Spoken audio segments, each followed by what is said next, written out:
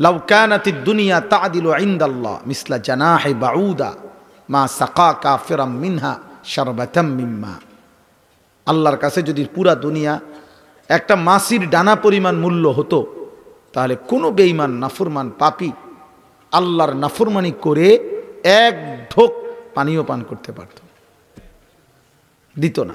আল্লাহর কাছে মূলত এটা কোনো হিসাবের কিছু না।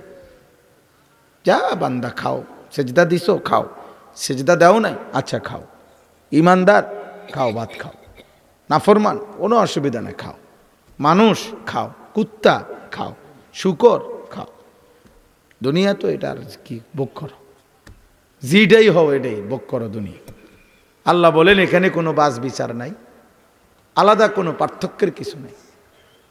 কিন্তু কিয়ামতের দিন ফেরেশতারা বলবে, নাফরমান বান্দা হাসরের মাঠ দেখেই বলবে, ওয়াকালু ইয়া ওয়াইলানা হাদা ইয়াউমুদ্দিন। আল্লাহ বলেন সেদিন নাফরমান বান্দা হাসরের ময়দানে দাঁড়িয়ে বলবে, হায় আমার আফসুস, হায় আমার দুর্ভাগ্য, এটা দেখি সত্যি সত্যি আখিরাতের দিন হয়েই গেল। তো আল্লাহর ফেরেশতারা বলবে, হাযা ইয়াউমুল ফাসলিল্লাযী কুনতুম বিহি তুকাদ্দিবুন। বলবে না না, আজকে শুধু আখিরাতের দিন না বান্দা, হাযা ইয়াউমুল ফাসল, আজ পার্থক্যের দিন। আজ পার্থক্য হবে, আজ ইমানদার বেঈমান আলাদা হবে, আজ সেজদাওয়ালা সেজদা ছাড়া আলাদা হবে, আজ হালাল উপার্জনকারী আর হারামখোর সুদখোর আলাদা হবে, আজ চরিত্রবান চরিত্রহীন আলাদা হবে, আলাদা হবে। হাদা ইয়াউমুল ফাসল, আজ পার্থক্যের দিন। আজ তো এখানে সবাই বসছ, বেনামাজি নাফরমান তোমরাও বসছ, অনেক কিশোর যুবক, একটা সেজদা যার কপালে নাই, সেই অসভ্য মানুষটাও এখানে বসছে। বেনামাজি তো অসভ্য, বেয়াদব, বেনামাজি অকৃতজ্ঞ, বেনামাজি গাদ্দার, বেনামাজি মুতাকাব্বির অহংকারী, বেনামাজি জানোয়ারের চাইতে নিকৃষ্ট মূলত। কারণ জানোয়ার এই জন্য সেজদা দেয় না, জানোয়ারের উপরে আল্লাহর পক্ষ থেকে সেজদার কোনো আদেশ নেই। কিন্তু মানুষ নামের এই জানোয়ারের উপরে প্রতিদিন আদেশ।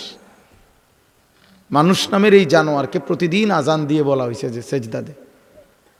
মানুষ নামের এই পশুকে আল্লাহর কোরআন নাজিল করে বলা হয়েছে সেজদা দে। মানুষ নামের এই পশুটাকে বলা হয়েছে যে নবী পাঠাইয়া 23 বছরে বলাইছি, এত আলেম, এত ইমাম, এত আজান, কোনো কিছু দিয়ে এই নিকৃষ্ট মানুষটাকে ইমানদার পরিচয় দেয়, মুসলমান পরিচয় দেয়।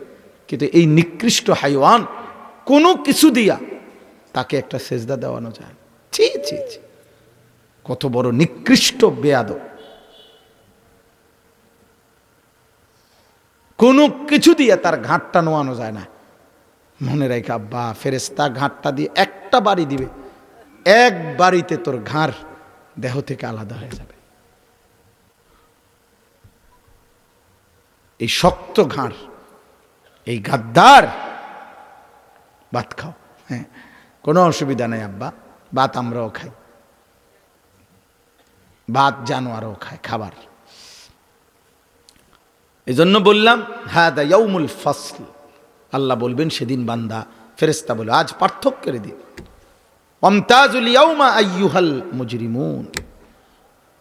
আল্লাহ সেদিন বলবে, হে আমার নাফরমান বান্দারা, আজ আমার ইমানদারদের কাতার থেকে বের হও, বাইর হও। ফেরেশতাদেরকে বলবে বাইর কর, এগুলারে ঘাট ধরে বাইর কর, লাথি দিয়ে দিয়ে বাইর কর, লাথি দিয়ে একটা একটা ধরা। ইয়াসলাহা মাদমুমাম মাদহুরা, অপমানিত করে, লাঞ্ছিত করে। কোরআনে আছে ধাক্কা দিতে দিতে জাহান্নামী নাফরমানকে হাসরের ময়দান থেকে নেওয়া হবে। সুম্মাল জাহিমা সাল্লু। আল্লাহ হাসরের ময়দানে বলবে ফেরেশতাদেরকে, জাহান্নামীকে জাহান্নামের মধ্যে খুজুহু ফাগুল্লু, আগে হাসরের ময়দানে বাঁধে, শক্ত করে টাইট করে বাঁধ দিবি, ধর এবং বাঁধ, শক্ত করে বাইধা। সুম্মাল জাহিমা সাল্লু, জাহান্নামের মধ্যে ছুঁড়ে মার, একটা ফুটবলের মতো লাথি দিয়া ফেলাই দে। বহু আয়াত আছে কোরআন শরীফ। আল্লাহ কোরআনে বারবার এটা বলছে, বান্দা একে তো তোকে অপমানও করা হবে, দ্বিতীয়ত তোকে জাহান্নামও দেওয়া হবে। পুরা মাঠে আমি আল্লাহ বেইজ্জতি করব, এরপরে জাহান্নামে দেব। তুমি আমার রহমান দেখছ, তুমি আমার কাহার নাম দেখো নাই। তুমি মনে করছো আমি শুধু রহমান, না না, আমি জুন্তিকাম, আমি প্রতিশোধ গ্রহণকারী। আমি দেখাবো আমি আল্লাহর প্রতিশোধ কেমন। ফায়াউমাইযিল লা ইউআযযিবু আযাবাহু আহাদ। আল্লাহ বলছে, বান্দা সেদিন আমার মতো শাস্তি জগতের আর কেউ তোমাকে দেয় নাই, দেবে না, এমন শাস্তি দেব। ওয়ালা ইউসিকু ওয়াসাকাহু আহাদ। আল্লাহ বলছে, নাফরমান তোকে আমার ফেরেশতা দিয়ে এমন বাঁধা বাঁধবো, এমন শক্ত বাঁধন কেউ তোকে বাঁধে নাই। আমরা তাফসীরের মধ্যে পড়ছি জাহান্নামীকে ফেরেশতারা বাঁধবে কিভাবে, এই বাঁধাটা কিভাবে হবে। দোস্ত শুনো, তাফসীরে আছে দুনিয়ার মানুষ যেমন সেলাই করলে অ্যাক্সিডেন্টে সুই, সেলাইয়ের সুই ভিন্ন, গোশত হাড্ডি সহ সেলাই করে সুতা দিয়া দিয়া বাঁধে, এই বাঁধা আর এমনি বাঁধা এক না। আল্লাহর কসম, আমি তাফসীরে পড়ছি জাহান্নামীকে ফেরেশতারা এইভাবে সারা দেহের হাড্ডি গোশত চামড়া সহ এই সেলাই করা সুই দিয়া যেমনি যেমনি বাঁধে, সারা দেহ নাফরমানকে এভাবে বাঁধবে। এটাই আল্লাহ বলছে, ওয়ালা ইউসিকু ওয়াসাকাহু আহাদ, এমন বাঁধা আর তোরে কেউ বাঁধে নাই। এমনি তো রশি হাত দিয়া বাঁধ দিছে, রশি এমনি বাঁধতে তো নর্মালি বাঁধে, এটা না, সারা দেহ অ্যাক্সিডেন্টের রুগীর মতো বাঁধ দিয়ে লাগবে, সারা দেহ সেলাই করবে। আল্লাহ আমাকে মাফ করে দেন। ওয়ালাউ শি'না লাআতাইনা কুল্লা নাফসিন হুদাহা।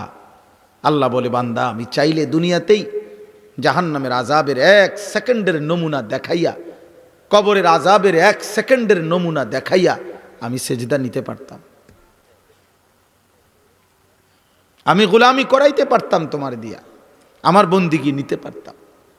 কিন্তু আমি চেয়েছিলাম আমারে না দেখে, আমার কবর হাসর না দেখে, আমার নবীদের কথা শুনে, রাসূলের কথা শুনে, আমার কোরআন শুনে এত হাজার আলেম ওলামা পাঠাইলাম, এতবার আজান দেওয়াইলাম, আমার 30 পারা কোরআন নাজিল করলাম, 23 বছর আমার নবীকে দিয়ে মেহনত করাইলাম, তায়েফের রক্ত, উহুদের দান দান শহীদ, পেটে পাথর বাঁধা, ক্ষুধার কষ্ট, রাত জেগে চোখের পানির কান্না, কোনো কিছু দিয়ে বান্দা তোমার দিলটা নরম করতে পারলাম না।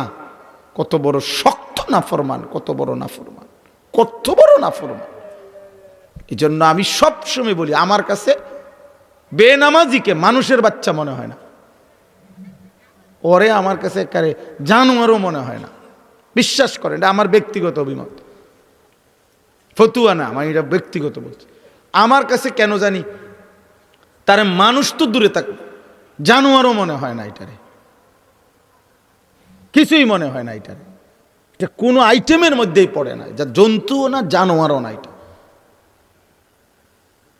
কারণ এটার মধ্যে কোনো যুক্তি হইতে পারে না। এত বড় সৃষ্টি জগৎ পুরাটা দিয়ে আল্লাহ বলছে, হুয়াল্লাযী খালাকা লাকুম মা ফিল আরদি জামিআ। বান্দা পুরাটা জগৎ আমি তোর জন্য বানাইছি।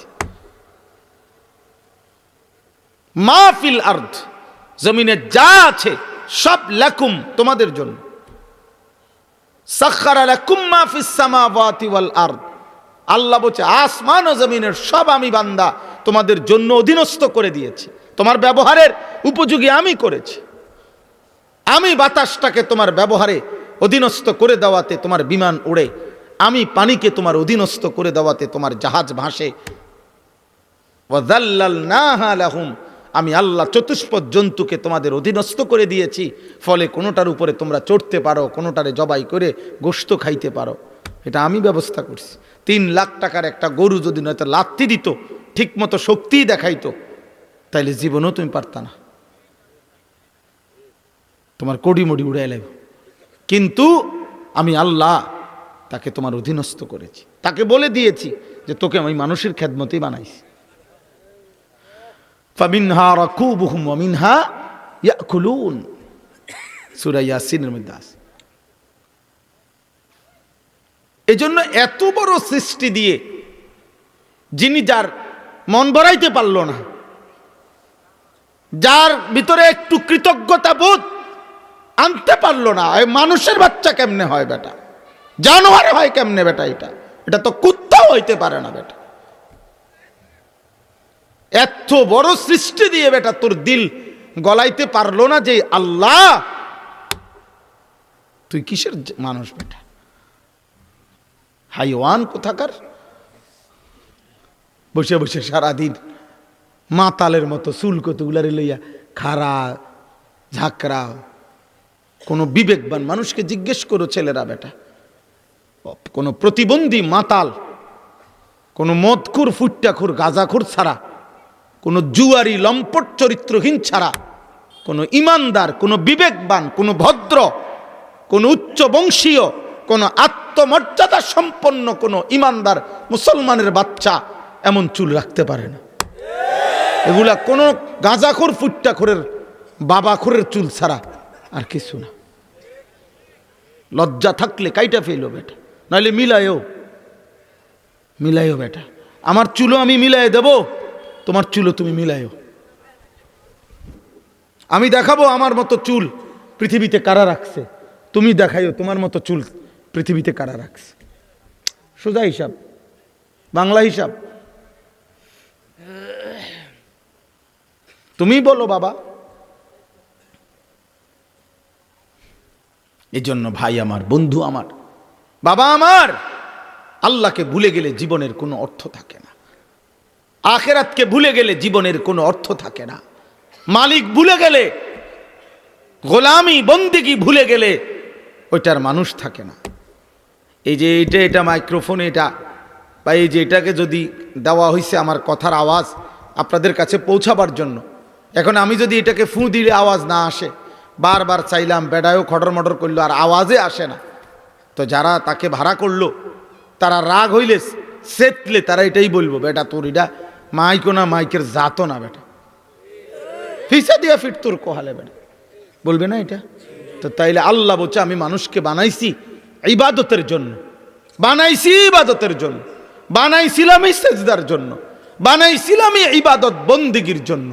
অতএব মানুষ হয়ে যার মধ্যে বন্দিগি নাই, সেজদা নাই, ইবাদত নাই, তো ওই বানানোর উদ্দেশ্য যেহেতু হচ্ছে না, তাহলে তুই মানুষেরা মানুষের কোনো জাত না বেটা,